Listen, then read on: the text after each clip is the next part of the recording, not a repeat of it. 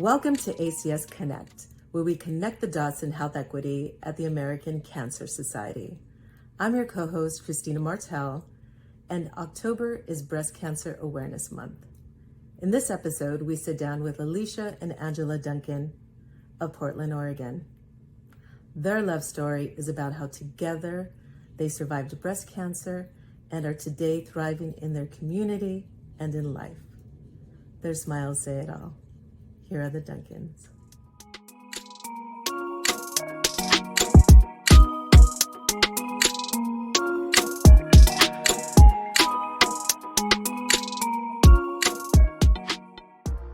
Are you from Oregon? Were you born and raised here? Yeah, I was born and raised in Salem, so it's a little south of Portland, but moved to Portland about 20 years ago and haven't left. Do you come from a big family, small family? Medium-sized family, yeah.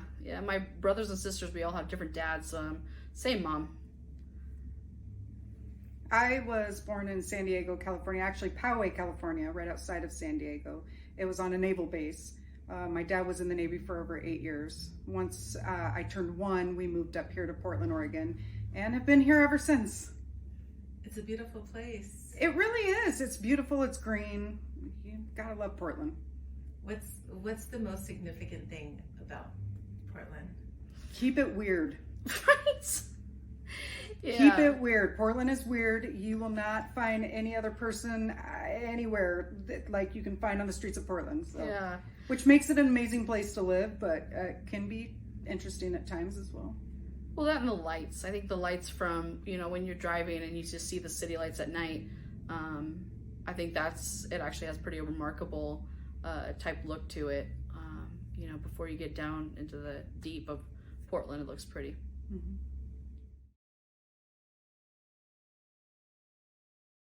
We reconnected when I had been diagnosed with stage 3 breast cancer. I was 27 when I found the lump, but 29 when I went and actually did something about it. And I thought I was keeping everybody updated via Facebook because, if you don't have Facebook, you're nothing. That's how it felt, So of course I had to, but I did the same thing everybody else did. And Angela reached out to me randomly via text, old school, and asked what I was up to. And I just said, well, getting ready to go to my next chemo, getting ready for my surgery.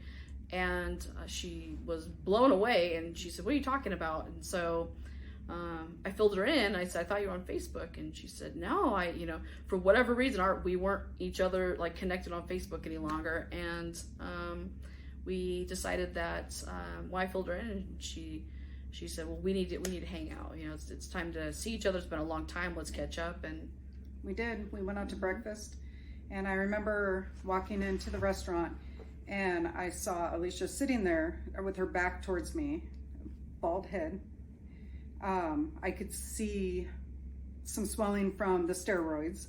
It's almost that basketball shaped face. And I walked in and I instantly started crying. And then I was like, nope, pull it together. You can't do that.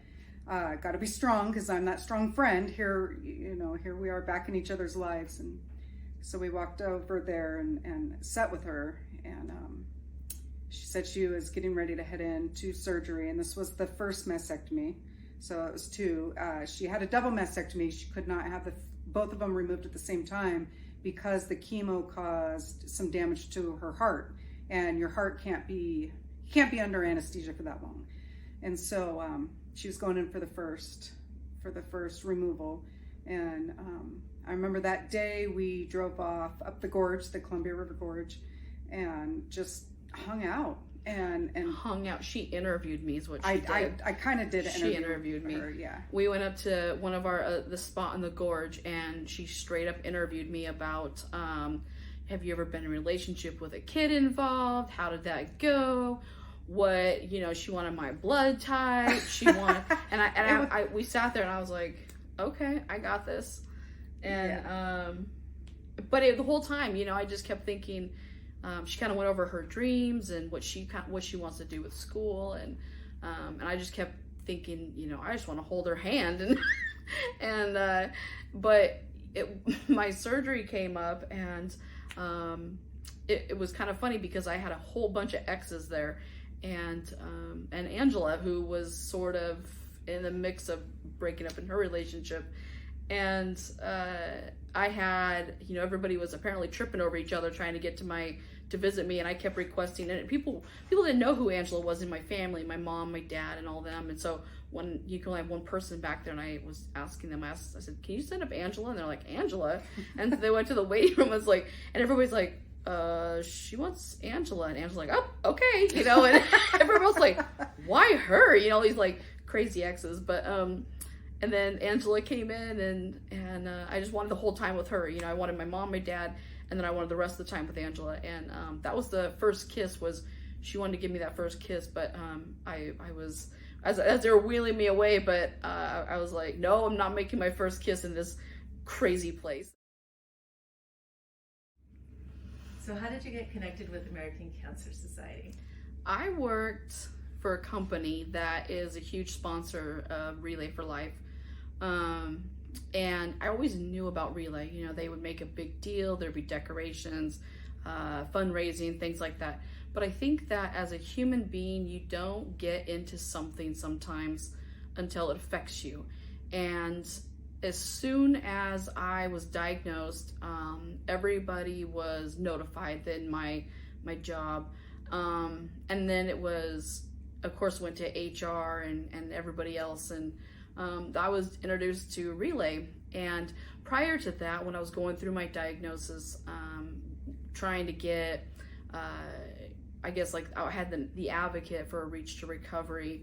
And when I was going through the process of mammogram, and I think it was ultrasound, then mammogram, and I had that voice on my team that was, trying to help me through that process. That was not a nurse, that was not a doctor, that didn't have to, worry about the other 37 patients that day. It was about me and what I was going through, who understood it. And she actually was, the advocate was somebody that I relied on greatly until throughout the whole, until I got diagnosed. And I had a doctor that was less to be desired. And this advocate was the one person that was a voice for me who reached out because I didn't have energy, and I think I went into like a depression. And that lady was somebody who went and called the doctor's office and said, can we get these, results to her? And, the email's down or the fax machine's down. Can we do it a different way? Let's push. And, cause I'm sitting on pins and needles extra days as it is, waiting for my biopsy results to confirm what they've already assumed. And so, when you get a cancer diagnosis, you fall into a dark place. And I don't know, I can't speak for everybody, but there's a lot of us who do. And I think that you already question your mortality. I had a doctor that told me that if I wanted to see myself in the future, I needed to be positive and have spiritual thoughts, which I feel like is not the best way to tell somebody that you're going to live. I was stage 3. I was 29 years old, and trying to tell your dad that you might not, we don't know if we're going to make it. And so I'm kind of a control freak in the aspect of, I do jobs that I do have control of the situation. And with cancer, you don't have that. So kind of going through that process and having with so much unknown, having that advocate bring it back home to you and say, okay, here's the thing, the breast cancer you have, 85% of women at that time had that kind. So the good news is that they're familiar with, doctors are familiar with it, they're familiar with what works, what doesn't work. Basically she gave me that purpose to take that step and go, okay, this isn't a time to think that I have some hope to live. I have some hope, that some reason to push myself. So as a member of the LGBTQI community, have you ever felt any biases, felt discriminated upon, that you were not treated equally? Yes, there's been times that I think we both have felt that way. For me, growing up, it wasn't accepted who I was. It was hush hush, quiet. Let's not talk about it. You know, what happens at home is fine, but keep it behind doors. Where Alicia had a lot of support growing up, and you be who you are. And so going into the doctors and meeting our cancer team and walking in just proud and, hey, this is my wife, you get kind of taken back a little bit when you get second looks or, oh, your wife. I mean, we've been called sisters. I think I've been called her mom before multiple times. And sometimes when that's kind of thrown at you, you can't help but think, am I getting the best treatment that there is? Are we being treated differently because we are lesbians and married? Am I able to make decisions for Alicia if she's in a state that she can't make these decisions? But there's always constant questions that you wouldn't think that you should have to deal with just because you love somebody that you love and you want to support them and care for them and take care of them. And all of a sudden we're finding not only fighting cancer and fighting for her life, being so young, now are we being treated differently or getting the best care possible because of who we are?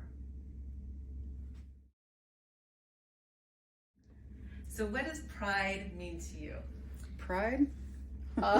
Being proud of who we are. And running into all your exes. Being proud of what we've accomplished, of shattering those glass ceilings, of being the volunteer and the spokesperson for Relay for Life of Portland, for Voices of Hope, for getting out there and talking with young adults who could have breast cancer, just like Alicia did at the age of 27, stage 3 at 29. So we all have hopes and dreams and visions, but higher being, the universe, whatever it is, has other plans. And where we are, a 10-year breast cancer survivor, 2 minority women, lesbians that own our own security company that is growing tremendously, being involved as volunteering and being involved with the community, and just continuing to shatter the glass ceiling. Yeah. And we wouldn't be where we are right now if we didn't have that journey of cancer.